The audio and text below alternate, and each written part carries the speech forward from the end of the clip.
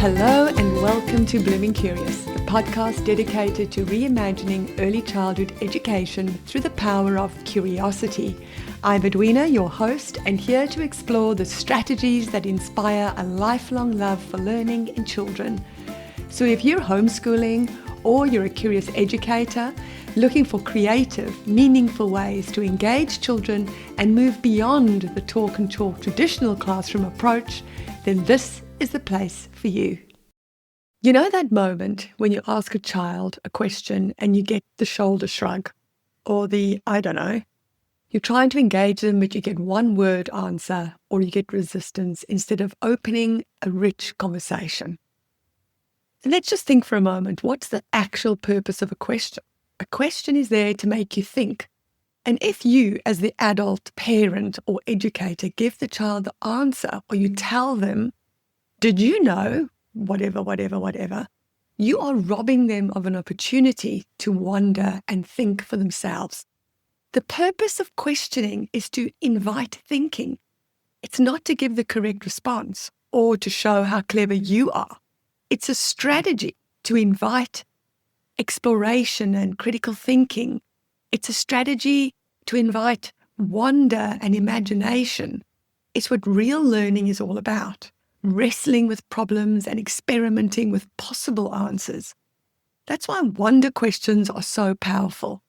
Those questions that start with, I wonder why, or what do you notice? These types of questions move away from closed questions where there's only one possible answer to open questions with multiple possibilities. When we're trying to nurture curiosity, the foundation of real learning, we must resist the urge to answer children's questions. And I know that's a really hard thing for us.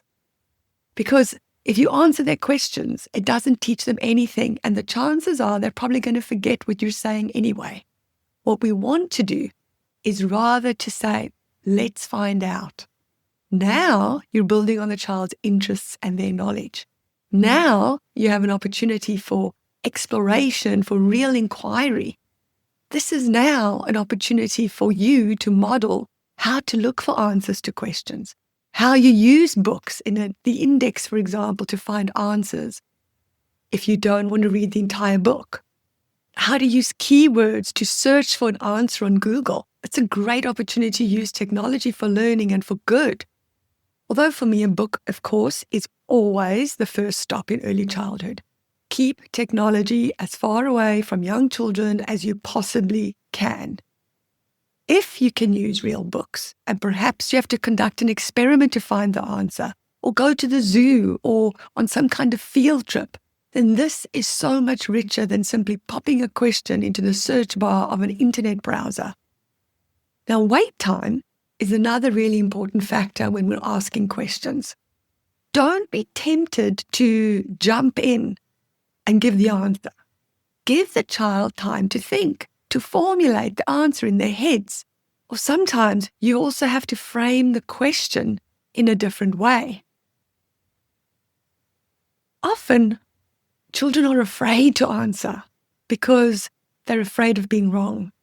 And this is where you really have to assure them that there's no right or wrong answer in this instance.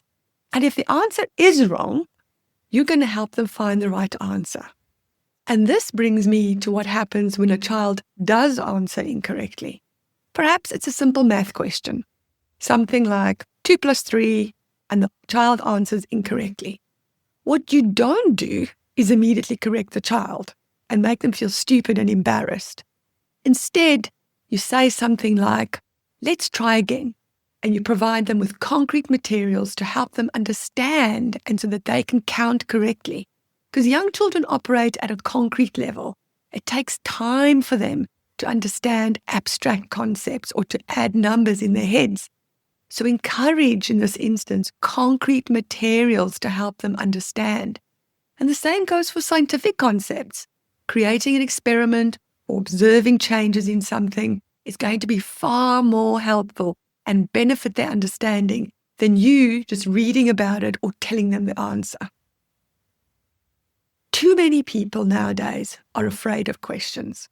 In the political sphere, it's because they simply want to avoid hard truths, or because they don't want to be shown up for the shallow individuals that they so often are, because they actually haven't taken the time to educate themselves on specific topics or to be curious as to the alternative answers. They simply accept narratives instead of thinking critically. So let's not raise the next generation of sheep. Let's make sure that we can raise children that are not afraid to ask questions, children that are critical thinkers, children that understand bias and how to investigate.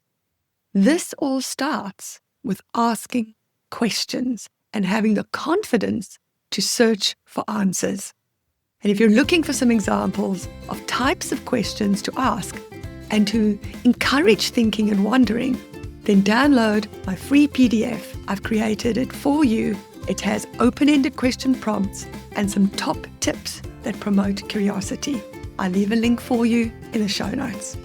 So thank you for listening to today's episode. I know there's been a long break between the last one and today. And if you found value in today's episode, please hit the share button and share it with someone that you think would appreciate this kind of content too. It's the only way this podcast will grow. So thanks so much for listening, and until next time, stay blooming curious.